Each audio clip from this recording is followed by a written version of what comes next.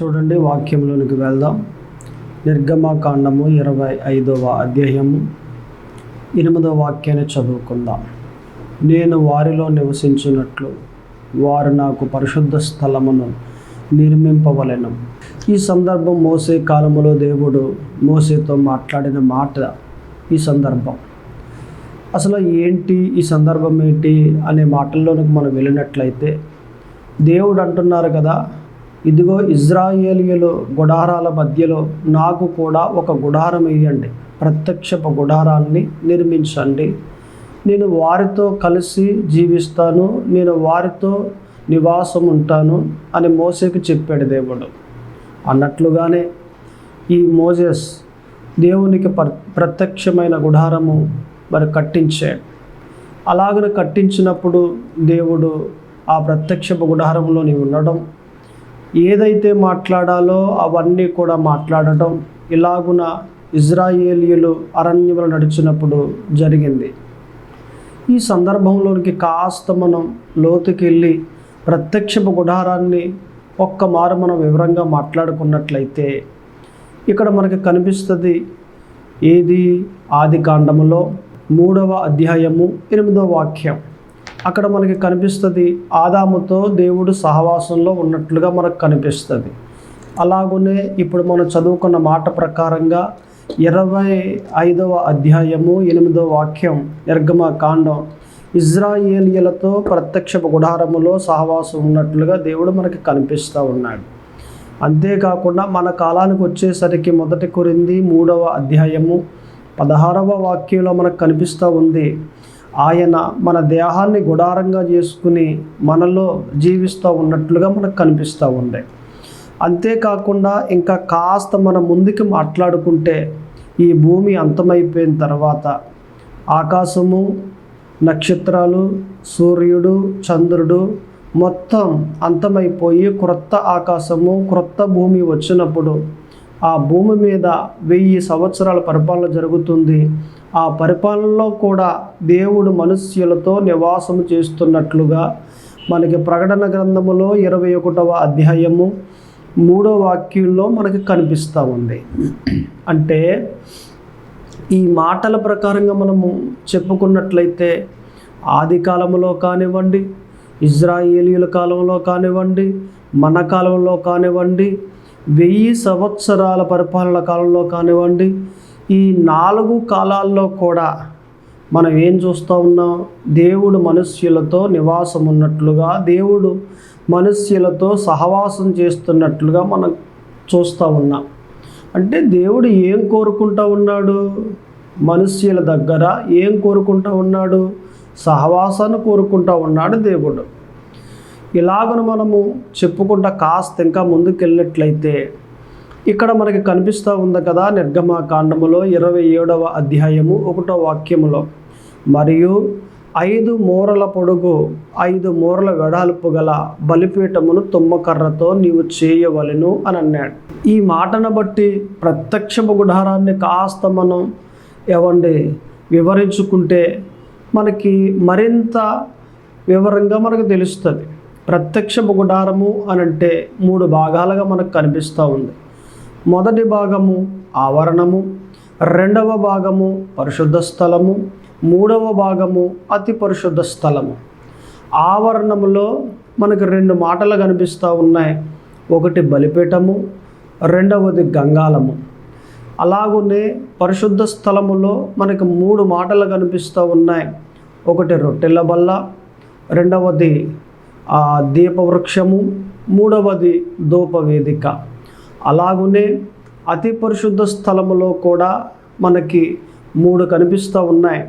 మందసంలో పెట్టబడిన ఆ 3 ఏంటి అని అంటే, మనకి కనిపిస్తున్న ఆ 3, ఒకటి అహరోను చేతికర్ర, చిగిరించిన అహరోను చేతికర్ర, మన్నాగల బంగారపు పాత్ర, నిబంధన రాతి పలకలు. ఇవన్నీ కూడా మనకి ప్రత్యక్షపు గుడారములో కనిపిస్తూ ఉన్నాయి. ప్రత్యక్షపు గుడారము ఒక హాల్ లాగా ఉండేది. ఆ హాల్ని 2 భాగాలుగా, 2 గదులుగా దేవుడు చేయించారు. మొదటిగా పరిశుద్ధ స్థలము, రెండవదిగా అతి పరిశుద్ధ స్థలం. ఈ రెండిటిని వేరు చేయడానికి, ఒకటిగా ఉన్నదాన్ని 2 గదులుగా చేయడానికి మధ్యలో అడ్డతెర పెట్టారు. మన ఇళ్ళల్లో ఒక హాల్లో వేరువేరుగా ఉండడానికి కర్టెన్స్ ఎలా పెడతాం మనం, అలాగున దేవుడు అక్కడ 2 గదులుగా చేయడానికి ఒక అడ్డతెర పెట్టారు. ఆ అడ్డతెర దేవునికి మనకు అడ్డుగా ఉన్న తెరది. ఇంటి చుట్టూరు పారిగోడ ఎలా కట్టుకుంటాం మనం, అలాగన చుట్టూరు పారి తీయించి ఏ రకంగా గుంజలు వేయించి, అలాగున మంచి మంచి క్లాతులు ఒక గుంజకి అలాగున కట్టి చుట్టూరు ఆ డేరాలు ఆ క్లాతులు అలా కట్టి పారిలాగున దేవుడు తీయించాడు. ఒకటే ఒక గేటు పెట్టాడు ఎదురుగుండా దేవుడు. ఆ గేటు తీసుకుని లోపలికి అడుగు పెడితే మొదటిగా మనకు కనిపించేది బలిపీఠం. ఆ బలిపీఠం గురించి ఎక్కడ రాయబడింది? నిర్గమకాండములో 27వ అధ్యాయములో 1వ వాక్యంలో మనకు కనిపిస్తూ ఉంది. ఆ బలిపీఠాన్ని దేవుడు ఎందుకు నిర్మించారు అక్కడ? ఆ రోజుల్లో ఇజ్రాయేలీయులు ఎవరైనా తప్పు చేశారనుకోండి, ఒక దొంగతనం కానీ, వ్యభిచారం కానీ, లేకపోతే ఏదైనా ఒక మోసం కానీ, ఏదైనా ఒక తప్పు చేశారనుకోండి, వారు పాపిగా కనిపిస్తూ ఉన్నారు దేవునికి. ఆ పాపాన్ని తొలగించుకోవడం కొరకు దేవుడు ఏం పెట్టారు అంటే ఇక్కడ బలిపీఠాన్ని నిర్మించారు. ఇక్కడ బలిపీఠాన్ని నిర్మించి వారందరినీ కూడా అక్కడికి వచ్చి వారు చేసిన తప్పిదానికి ప్రతిగా, అంటే ప్రాయశ్చిత్తంగా ఒక దూడన కానీ ఒక మేకన కానీ యెహోవాకు బలి అర్పణ బలిపీఠం దగ్గర ఇచ్చి వారి పాపాలు తొలగించుకుని మరలా ఎవరింటికి వారు వెళ్తూ ఉండేవారు.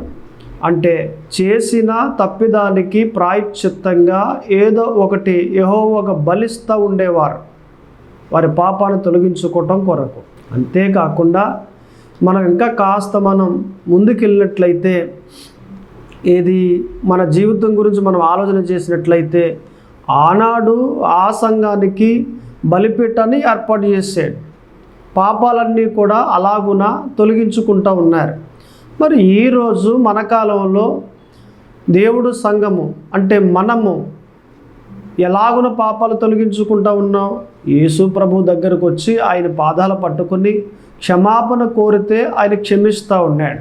అంటే ఆ రోజు ఆ బలిపీఠం దగ్గర పాపాలు తొలగిపోతూ ఉండేవి. ఆ బలి అర్పణ ఇవ్వటం చేత ఈ రోజున యేసు దగ్గరికి మనం వచ్చి పాదాలు పట్టుకుని క్షమాపణ కోరితే మన పాపాలు కూడా తొలగిపోతూ ఉన్నాయి. ఆయన ఒకేసారి అందరి నిమిత్తము సిలువలో 2000 సంవత్సరాల క్రితం బలిగా, అంటే సిలువ యాగం ప్రాణాన్ని పెట్టేసి మన పాపాలన్నిటి నిమిత్తం, అందరి పాపాల నిమిత్తము ఆయన బలి అయిపోయారు. ఒకే ఒక బలి ఒకసారి జరిగింది అంతే. ఇక ఆయన పాదాల దగ్గరకు వచ్చి క్షమాపణ కోరితే చాలు మన పాపాలన్నీ కూడా తొలగిపోతూ ఉన్నాయి. ఆ రోజు ఆ బలిపీఠము, ఈ రోజున యేసు అనే ఈ బలిపీఠము. అంతేకాకుండా ఆ బలిపీఠం దగ్గర నుండి కాస్త ముందుకు నడుచుకుంటూ వెళ్తే గంగాళము మనకు కనిపిస్తుంది. ఆ గంగాళం గురించి మనం మాట్లాడుకుంటే అసలు ఎందుకని అక్కడ దేవుడు గంగాలను పెట్టించాడు ఆ రోజున అని అంటే, ఈ బలిపీఠం దగ్గర యాజకుడు వచ్చి ఆ గొర్రెను వధించి, అంతేకాదు ఆ బలిపీఠం మీద నిప్పుల మీద పెట్టించి దాన్ని కాల్పించి కొంత వీరు తీసుకోవటం, కొంత వారికి ఇవ్వటం, ఇలాగున ఈ పనంతా జరిగించి ఈ పనంతా కూడా చేయించే ఈ యాజకుడు తన కాళ్ళు కానివ్వండి, చేతులు కానివ్వండి, ఎలాగైపోతే పని చేసిన తర్వాత అశుభ్రంగా అయిపోతాయి. అశుభ్రంగా అయిపోయిన ఆ చేతులను కాళ్ళను కడుక్కోవడానికి అక్కడ దేవుడు గంగాళాన్ని పెట్టించాడు. ఆ గంగాళము దేనికి సాదృశ్యంగా కనిపిస్తూ ఉంది అనంటే, మనము మన పాపాలను కడుక్కోవడానికి సాదృశ్యంగా కనిపిస్తూ ఉంది. ఆ రోజున ఆ గంగాళం దగ్గరికి వెళ్ళి యాజకుడు కాళ్ళను అలాగునే చేతులను శుభ్రం చేసుకుని అతి పరిశుద్ధ స్థలంలోనికి అడుగు పెడతా ఉండేవాడు. మరి ఈరోజు సంఘం ఏం చేస్తూ ఉంది అనంటే, దేవుని వాక్యము చేత మనము ఉదక స్నానము చేస్తూ ఉన్నాం. ఆ మాట మనకి ఎక్కడ కనిపిస్తుంది? ఆ మాట హెబ్రీ రాసిన పత్రికల్లో 10:10 మనకి అలాగనే ఎపిసి 5:20 ఈ మాట మనకు కనిపిస్తుంది. ఎబ్రీ 10:10 మనకి బలిపీఠం గురించి మాట్లాడుకునే వాక్యం అది. అయితే ఎపిసి 5:27 మనకు కనిపిస్తూ ఉంది కదా, ఆ దేవుని వాక్యము చేత మనమంతా కూడా ఉదక స్నానం, అంటే ఆయన వాక్యము చేత మనమంతా కూడా మన పాపాలు తొలగించుకుంటూ ఉన్నాం. మన పాపాలన్నీ కూడా ఏం చేస్తూ ఉంది? దేవుని వాక్యం తొలగిస్తూ ఉంది. అంటే మన తప్పిదాన్ని మనకి ఎత్తి చూపిస్తూ ఉంటే యేసు పాదాల పట్టుకుని క్షమాపణ కోరి మన పాపాలన్నీ మనం ఏం చేస్తూ ఉన్నామట? తొలగించుకుంటూ ఉన్నాం. అంతేకాకుండా ఇంకా కాస్త మనం ముందుకెళ్ళినట్లయితే ఎక్కడికి? పరిశుద్ధ స్థలములోనికి మనం వెళ్ళినట్లయితే ఆ పరిశుద్ధ స్థలములో మనకు 3 కనిపిస్తూ ఉన్నాయి. ఒకటి రొట్టెల బల్ల, రెండవది దీపవృక్షము, మూడవది ధూపవేదిక. రొట్టెల బల్ల గురించి మనం మాట్లాడుకుంటే అక్కడ మనకి ఏం చేస్తూ ఉండేవారు యాజకులు? ఆ పరిశుద్ధ స్థలములో ప్రతిరోజు ఏమేమి జరిగిస్తూ ఉండేవారు అనేది మనం చెప్పుకుందాం. అయితే ఈ పరిశుద్ధ స్థలములోనికి ప్రతిరోజు వస్తూ ఉండాలి. ఎవరు? యాజకులు. ప్రతిరోజు వచ్చి ఏం చేయాలండి? రొట్టెల బల్ల మీద రొట్టెలు పెట్టాలి. 12 రొట్టెలు వేయించి తీసుకొచ్చి ఆ బల్ల మీద పెట్టాలి. ఆ బల్ల మీద పెట్టి ఆ బల్ల మీద ఉన్న 12 రొట్టెలు, అంటే నిన్నడ దినాన పెట్టిన ఆ 12 రొట్టెలు పట్టుకెళ్ళిపోవాలి. అంటే ఏ రోజుకి ఆ రోజు క్రొత్తగా వేయించినవి తీసుకొచ్చి ఉదయాన్నే ఆ రొట్టెలు బల్ల మీద పెట్టాలి. దాన్ని రొట్టెల బల్లగా మనం చూస్తూ ఉన్నాం. ఆ రోజు యాజకులు ప్రతిరోజు కూడా ఆ బల్ల మీద రొట్టెలు పెడతా వస్తూ ఉండేవారు. మనం వాక్యంలో చూస్తాం. ఏది దావీదు పారుగుపోతా సన్నిధి రొట్టెలు తిన్నాడు అని అనుకుంటాం కదా. చదువుతూ ఉన్నప్పుడు మనం అవన్నీ కూడా నేర్చుకుంటూ ఉంటాం కదా. ఆ సన్నిధి రొట్టెలు ఏంటి? ఆ సన్నిధి రొట్టెలు ఇదే ప్రత్యక్షపు గుడారములో సన్నిధి రొట్టెలు. అంటే ప్రతిరోజు దేవుడు ఇలాగున పెట్టాలి అనే వాడుక ఆ రోజు ఆ సంఘానికి నియమించాడు దేవుడు. ఒక కట్టడగా, ఒక నియమముగా దేవుడు నియమించాడు. అలాగున యాజకులు చేస్తూ ఉండేవారు. దానివల్ల ఈరోజు సంఘం ఎలాగ నడుస్తూ ఉందండి? ఆ రోజు సంఘానికైతే రొట్టెల బల్ల, ఈరోజు అసలు దేనికి సాదృశ్యంగా ఉంది? ఈరోజు సంఘం నడుస్తూ ఉంది, ఎలా నడుస్తూ ఉంది అనేది మనం చెప్పుకుంటే, రొట్టె అనంటే ప్రతి నెల మనం తీసుకుంటా ఉన్నాం. అంటే బల్లారాధనలో బల్ల పంచుకునేటప్పుడు రొట్టెను ప్రార్థన చేసి కృతజ్ఞత స్తుతులు చెల్లించి యేసయ్య శరీరంగా మనం తీసుకుంటా ఉన్నాం. అంటే రొట్టె దేనికి సాదృశ్యంగా కనిపిస్తూ ఉంది? యేసయ్య శరీరానికి సాదృశ్యంగా కనిపిస్తూ ఉంది. ఈ మాటను బట్టి మనం మాట్లాడుకుంటే బల్ల మీద ఉన్న ఆ రొట్టెలు ఆ రోజు ఆ బల్ల మీద పెడతా వచ్చారు. ఈరోజు మనము ప్రతి ఒక్కరము కూడా ఆలయంలో ప్రతి నెల ఆ రొట్టెను యేసయ్య శరీరంగా తీసుకుంటా ఉన్నాం. ఆ రోజు రొట్టెల బల్ల దేనికి సాదృశ్యంగా ఉంది అంటే బల్లారాధనకు సాదృశ్యంగా మనకు కనిపిస్తూ ఉంది. ఇక రెండవదిగా పరిశుద్ధ స్థలములో మనకి ఏది? దీపవృక్షం కనిపిస్తూ ఉంది. ఇది అసలు ఏం చేస్తూ ఉండేవారు అనంటే, రోజు యాజకుడు వస్తూ ఉండేవాడు కదా, దీపాలు వెలిగిస్తూ ఉండేవాడు. దీపము కాదు, దీపాలు అంటే 7 దీపాలు. దీపవృక్షము అని అనగానే దీపము అంటే సరిపోద్ది కదా. బైబిల్లో దేవుడు దీపవృక్షం అని ఎందుకు రాయించాడు అనంటే, సాధారణంగా ఒక దీపం అనుకోండి ఎలా ఉంటుంది, దానికి మరలా ఇటేపు 3 దీపాలు, మరలా ఇటువైపు కూడా 3 దీపాలు, అంటే 7 దీపాలు. అది ఎలా కనిపిస్తూ ఉంది? ఒక వృక్షము మాదిరి కనిపిస్తూ ఉంది. అందుకనే దీపవృక్షము అని దేవుడు ఆ వర్డ్ రాయించారు బైబిల్లో. ఈ దీపాలు 7 దీపాలు కూడా ప్రతిరోజు సేవకుడు వెలిగిస్తూ ఉండాలి, ఆరిపోకుండా చూసుకుంటూ ఉండాలి. ఏది? నూనె అయిపోయిందా, నూనె పోస్తూ ఉండాలి. ఒత్తి అయిపోయిందా, ఒత్తి మరలా పెడతా ఉండాలి. ఇలాగున ఆ దీపాలు ఎప్పుడూ నిత్యము వెలుగుతూ ఉండేలాగున ఈ యాజకుడు చూస్తూ ఉండేవాడు. అది ఆయన పని. అసలు ఎందుకు పెట్టాడండి దేవుడు అలాగా? అసలు దీపవృక్షము దేనికి సాదృశ్యంగా కనిపిస్తూ ఉందండి అనే మాటల్లోనికి మనం వెళ్తే, ఈరోజు సంఘం దేవుని ఎదుట ఎలా కనిపించాలి? నిత్యము వెలుగుతూ కనిపించాలి. పవిత్రంగా, నీతిగా, యథార్థంగా బ్రతుకుతూ ఉండి ఆ వ్యక్తి నిత్యము ఒక మంచి దేవునికి సాక్షిగా బ్రతుకుతూ ఉండాలి. ఒకప్పుడు మంచిగా ఉండి ఒకప్పుడు చెడ్డ కార్యాలు చేసి అలా కాదు, కానీ నిత్యము పవిత్రంగా ఉండాలి, నిత్యము నీతిగా ఉండాలి, నిత్యము యథార్థంగా ఉండాలి. దేవునికి మంచి సాక్షిగా ఉండి ఈ భూలోకములో దేవునికి ఒక మంచి పనివానిగా, మంచి సాక్షిగా వెలుగుతూ ఉండాలి. అది దేవుడు కోరేది. ఆ రోజున సంఘానికి దీపవృక్షాన్ని ప్రత్యక్ష గుడారములో, పరిశుద్ధ స్థలములో దేవుడు అలాగును పెట్టించారు.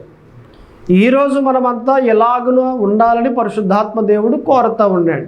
అంటే దీపవృక్షము దేనికి సాదృశ్యంగా ఉంది? ఒక మంచి సాక్ష్యముతో కూడిన ఒక వ్యక్తికి సాదృశ్యంగా ఉంది. ఇంకా కాస్త మనం ముందుకెళ్తే ధూపవేదిక మనకు కనిపిస్తుంది.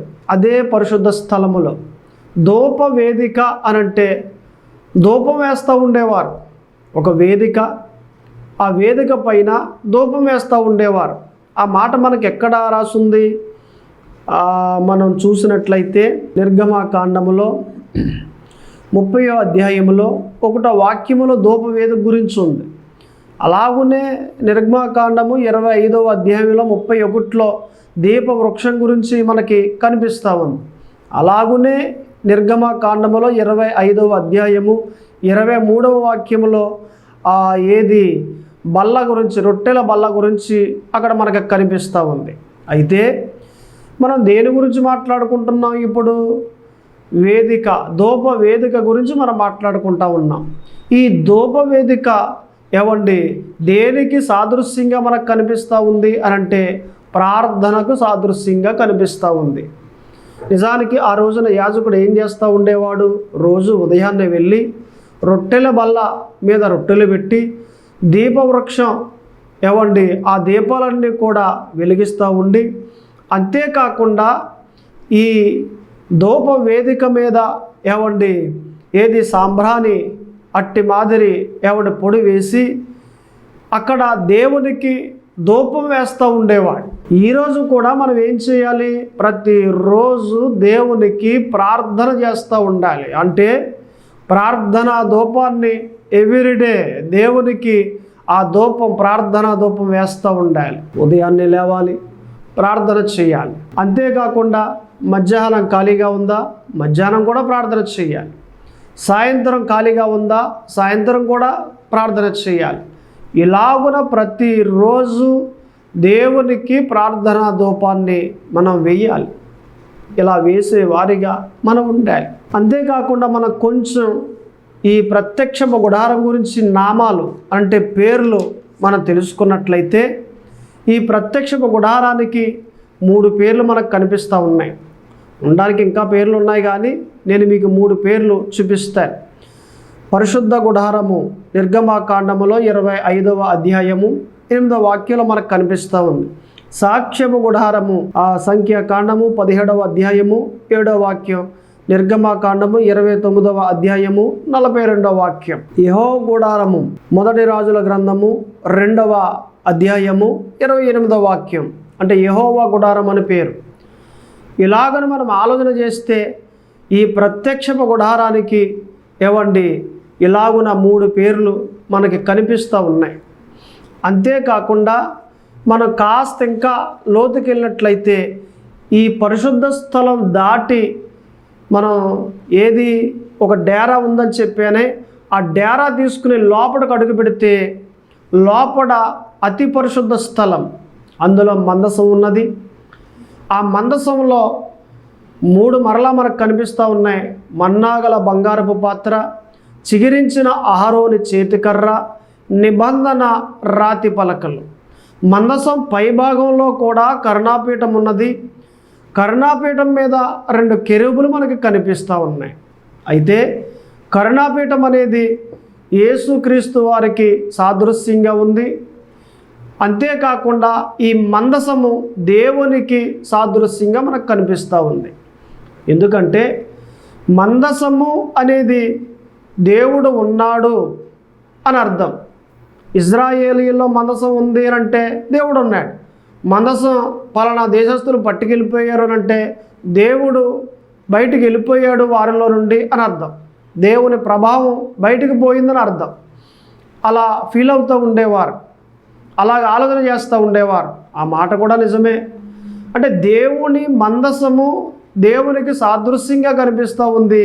దేవుడు ఉన్నాడు అని అర్థం మందసం ఉంటే. అటువంటి మందసాన్ని దేవుడు ఎక్కడ పెట్టమని చెప్పాడు? ప్రత్యక్ష గుడారములో పెట్టి ఉంచమన్నాడు. అంటే ఈ మాట ప్రకారంగా ప్రత్యక్ష గుడారములో అతి పరిశుద్ధ స్థలములో మందసం ఉంది. ఇప్పుడు నిజానికి ఇజ్రాయేలీలు ఎక్కడికన్నా బయలుదేరి అరణ్యముల ముందుకు సాగుతూ ఉన్నారనుకోండి, అప్పుడు ఏం చేయాలి?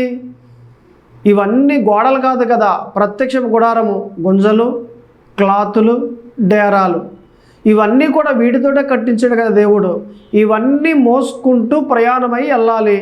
వీరందరికన్నా యాజకులు మందసాన్ని ముందర మొయ్యాలి. మరలా అక్కడికి వెళ్ళిన తర్వాత ఇక్కడ ఉండండి అని దేవుడు చెప్పాడు అనుకోండి, కొంత దూరం వెళ్ళిన తర్వాత అక్కడ ఏం చేయాలి? ప్రత్యక్ష గుడారాన్ని ఏర్పాటు చేసి మరలా ఏ స్థానాల్లో వాటిని పెట్టాలి.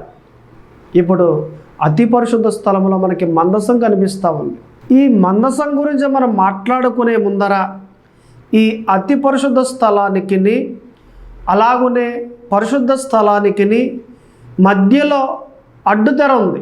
రెండిటిని వేరు చేసే, రెండు గదులుగా చేసే అడ్డుతెర మనకి కనిపిస్తూ ఉంది. ఈ అడ్డుతెర గురించి మనం మొదటిగా మాట్లాడుకుని అప్పుడు మనం మందసం గురించి, మందసంలో ఉన్న ఏది 3 వస్తువుల గురించి మనం మాట్లాడుకోవచ్చు. ఇక్కడ మనకు బాగా తెలుస్తున్న మాట ఏంటంటే అడ్డుతెర దేవుణ్ణి మనల్ని వేరు చేసినట్లుగా, దేవునికి మనకి అడ్డుగా ఉన్నట్లుగా అడ్డుతెర మనకు అక్కడ కనిపిస్తూ ఉంది. ఎందుకంటే పరిశుద్ధ స్థలములో యాజకులు రోజు వెళ్తూ ఉంటారు, వస్తూ ఉంటారు. మనం ఎవరము? మొదటి పేతురు గ్రంథంలో మనకి కనిపిస్తూ ఉంది కదా, మనమే రాజులైన యాజక సమూహము అని దేవుడు చెప్తూ ఉన్నాడు.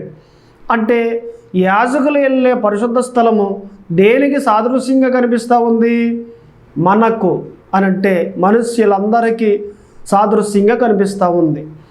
ఇలా ఎప్పుడైతే సాదృశ్యంగా ఉందో మరి మనకును అలాగునే దేవుని మందసం అంటే దేవుడు ఉన్నారు కదా, దేవునికి మధ్యలో అడ్డంగా ఉంది అడ్డుతెర. మనకు బాగా గుర్తుకు రావాలి ఒక మాట. ఏ మాటనంటే యేసుక్రీస్తు వారు సిలువలో మరణించినప్పుడు అలా ప్రాణం పోగానే ఈ అడ్డుతెర 2గా చిరిగిపోయింది. ఎప్పుడైతే 2గా చిరిగిపోయిందో దాని అర్థం ఏంటి? దేవుడు మనము ఒకటైపోయాం. ఈ తెర అడ్డంగా ఉండేది తొలగిపోయింది. ఇప్పుడు దేవుణ్ణి మనల్ని ఒకటి చేసేసింది. ఆ మాట మనకి ఎక్కడ కనిపిస్తుంది? మత్తయి సువార్తలో 27వ అధ్యాయము 51వ వాక్యంలో మనకు కనిపిస్తుంది. అదే అడ్డుతెర గురించి నిర్గమ 26:33లో కూడా మనకు కనిపిస్తుంది. అయితే ఈ అతి పరిశుద్ధ స్థలములోనికి సంవత్సరానికి ఒక్కమారు మాత్రమే వెళ్ళాలి. అతి పరిశుద్ధ స్థలములోనికి రోజు వెళ్ళాలి. కానీ ఈ అతి పరిశుద్ధ స్థలములోనికి సంవత్సరానికి ఒకమారే వెళ్ళాలి. అందరూ వెళ్ళకూడదు. ప్రధాన యాజకుడు మాత్రమే, అహరోను మాత్రమే వెళ్ళాలి. ఎలా వెళ్ళాలి? తన నిమిత్తము, ప్రజల నిమిత్తము ఏదైనా ఒకటి బలిగా ఇచ్చి అప్పుడు లోపల అడుగు పెట్టాలి. ఇది దేవుడు నియమించిన కట్టడ. ఇది మనకి ఎక్కడ కనిపిస్తుంది? నిర్గమకాండములో 30వ అధ్యాయములో 10వ వాక్యంలో కనిపిస్తుంది. హెబ్రీ 9:7లో కూడా మనకు కనిపిస్తుంది. మనం మాట్లాడుకుంటున్న ఈ మాట ప్రకారముగా ఏది అతి పరిశుద్ధ స్థలములో మనకు మందసం కనిపిస్తూ ఉంది కదా. నిర్గమకాండము 25:10లో, హెబ్రీ 9:4లో మనకు మందసం గురించి వ్రాయబడి కనిపిస్తూ ఉంది. ఈ మందసము దేవునికి సాదృశ్యంగా కనిపిస్తూ ఉంది. దేవుడు ఉన్నాడు అని అర్థం. ఈ మందసంలో 3 వస్తువులు మనకు కనిపిస్తూ ఉన్నాయి. ఒకటి మన్నాగల బంగారపు పాత్ర, దాని గురించి మనకి ఎక్కడ కనిపిస్తుంది? నిర్గమాకాండములో 16వ అధ్యాయములో 32వ వాక్యంలో మనకు కనిపిస్తూ ఉంది. 32వ వాక్యములో, అరణ్యములో తినుటకు నేను మీకిచ్చిన ఆహారమును మీ వంశస్థులు చూచునట్లు వారు తమ యొద్ద ఉంచుకొనుటకు దానితో ఒక ఓవేరు పట్టు పాత్రను నింపుడనెను. అంటే ఒక పాత్ర, మన్నా గల పాత్ర. ఆ రోజున ఇజ్రాయేలీయులు ఏం తినేవారు? మన్నా తినేవారు. ఆకాశములో నుండి ఏది భూమి మీదగా కురుస్తూ ఉంటే, దేవుడు కురిపిస్తూ ఉంటే ఆ మన్నా తిని బ్రతుకుతూ ఉండేవారు. ఈ మన్నాను దేవుడు ఒక పాత్ర చేయించి ఆ పాత్రలో ఈ మన్నాను పెట్టమని చెప్పాడు. ఆ పాత్ర ఎక్కడ పెట్టమన్నాడు? మందసంలో పెట్టమన్నాడు దేవుడు. ఎందుకని? జ్ఞాపకార్థంగా ఉండడానికి. ఎందుకంటే వాగ్దాన దేశంలోకి వచ్చేసిన తర్వాత మన్నా ఆగిపోతుంది కదా. నిలిచిపోయిన తర్వాత ఈ మన్నా వారి తరాలు పిల్లలంతా కూడా చూడాలి. ఏది గతములో మన పితరులు ఇలాగున మన్నా తినేవారు అని ప్రతి ఒక్కరూ ప్రతి సంవత్సరం చూసేటట్లుగా, జ్ఞాపకార్థంగా ఉండేటట్లుగా ఈ మన్నాను దేవుడు ఒక పాత్రలో పట్టించి ఏది మందసంలో పెట్టించారు. ఆ మాటలన్నీ కూడా మనకి కనిపిస్తాయి. సంఖ్యాకాండములో 17:8 కూడా మనకి ఈ మాట కనిపిస్తూ ఉంది. ఏది? ఈ పాత్రతో కలిసి అహరోను చేతి కర్రను కూడా దేవుడు మందసంలో పెట్టించాడు. ఇది సాధారణంగా మనం మాట్లాడుకుంటే ఆ రోజుల్లో ఇజ్రాయేలీల్లో ప్రధానులు ఉన్నారు. ప్రధానులు గొడవ పెట్టుకున్నారు. నేనే ప్రధానమైన వాడిని ఇలాగ గొడవ పెట్టుకుంటే ఆ గొడవ తీర్చడానికి మోసేకు దేవుడు పిలుపునిచ్చి, మోసే దేనికి గొడవ? నేను చెప్పినట్లుగా చేయండి, నేను ఎవరిని ఎన్నుకున్నానో నేను మీకు తెలియజేస్తాను అని అన్నాడు. దేవుడు చెప్పాడు, ఎలాగునా ఒక్కొక్క ప్రధానుడు గోత్రానికి ఎవరైతే ముఖ్యమైన వాడో అతడు ఒక కర్ర పట్టుకు రావాలి, ఆ కర్ర మీద తన పేరు రాయాలి అని దేవుడు చెప్పాడు. అది మోసేకిస్తే ఆ కర్ర మందసంలో దేవుడు పెట్టమని చెప్పాడు. 12 గోత్రాలు కాబట్టి 12 మందికి వచ్చి మోసేకి ఇచ్చారు. ఈ 12 మందిలో ఎవరున్నారట? అహరోను ఉన్నాడు. తాను కూడా కర్రను పట్టుకొచ్చాడు. అహరోను అని పేరు రాసి మోసేకి ఇచ్చాడు. ఈ మోసే మందసంలో పెట్టాడు.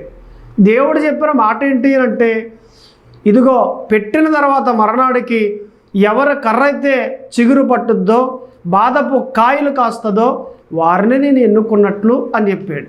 ఆ మాట ప్రకారంగా ఆ రాత్రికి అయిపోయిన తర్వాత మరనాడు వచ్చారు. అలా వస్తే ఎవరి కర్ర చిగురు పట్టింది అంటే అహరోను కర్ర చిగురు పట్టింది, బాధపు కాయలు కూడా కాసింది. అప్పుడు మనకేం తెలిసింది? అహరోన్ని దేవుడు ఎన్నుకున్నట్లుగా, అహరోన్ని దేవుడు ఏర్పాటు చేసినట్లుగా మనకు అక్కడ కనిపిస్తూ ఉంది. అక్కడికి మనకి మందసంలో 2 మాటలు అయ్యాయి. 3వది మనకి కనిపిస్తూ ఉంది, నిబంధన రాతి పలకలు. నిర్గమాకాండము 34వ అధ్యాయము 29వ వాక్యం. మోసే సీనాయి కొండ దిగుచుండగా శాసనములు గల ఆ 2 పలకలు మోసే చేతిలో ఉండేను. అంటే మనందరికీ తెలిసిన మాట, దేవుడు రాతి పలకలు మోసేకి ఇచ్చాడు. దాని మీద 10 ఆజ్ఞలు దేవుడు రాసి ఇచ్చాడు. ఇజ్రాయేలీయులు అలాగున నడవాలి. ఒక కట్టడ, ఒక నియమము దేవుడు పెట్టాడు ఆ రోజుల్లో. అయితే ఈ రోజుల్లో అయితే మనకు కృపనిచ్చాడు దేవుడు. ఆ రోజు ఆజ్ఞ, ఈరోజు కృప. అయితే ఆ రాతి పలకలను దేవుడు ఎక్కడ పెట్టమన్నాడు? భద్రంగా ఉండడం కొరకు మందసంలో పెట్టించాడు. అంటే మందసంలో ఎన్ని కనిపించాయి ఇక్కడికి మనకి? 1 మన్నా గల బంగారపు పాత్ర, చిగిరించిన అహరోను చేతికర్ర, నిబంధన పలకలు 3 కనిపించాయి. అయితే ప్రత్యక్షపు గుడారము 3 భాగాలుగా ఉంది. మొదటి భాగం ఆవరణము, 2వ భాగం పరిశుద్ధ స్థలము, 3వ భాగం అతి పరిశుద్ధ స్థలము. ఈ 3 భాగాల్లో కూడా మొదటి భాగంలో మనకి ఆ బలిపీఠము గంగాలం కనిపిస్తూ ఉంది. 2వ భాగంలో అంటే పరిశుద్ధ స్థలములో రొట్టెల బల్ల, దీపవృక్షము, ధూపవేదిక కనిపిస్తూ ఉంది. మూడవ భాగంలో అనంటే అతి పరిశుద్ధ స్థలములో మన్నాగల బంగారపు పాత్ర, చిగిరించిన అహరోను చేతికర్ర, నిబంధన రాతి పలకలు. ఇదంతా కూడా ప్రత్యక్ష గుడారం యొక్క వివరణ. దేవుడు మిమ్మల్ని దీవించునుగాక. ప్రార్థన చేసుకుందాం. దయచేసి అందరూ కూడా కళ్ళు మూసుకుని ప్రార్థనలో ఏకీభించండి. ప్రార్థన. పరిశుద్ధుడా దేవ తండ్రి, ప్రభువా యేసు క్రీస్తు, అయ్యా ఇదిగో ప్రభువా, ప్రార్థన చేస్తూ ఉండగా మీ కృపాక్షేమములు మెండుగా కలగచేయండి. ఇదిగో ప్రత్యక్ష గుడారం యొక్క వివరణ మాతో మాట్లాడారు. వందనాలు, స్తోత్రములు. ఈ కొద్ది ప్రార్థన ఆలకింపచేయమని యేసు క్రీస్తు నామమున అడుగుచున్నాను తండ్రి. ఆమేన్.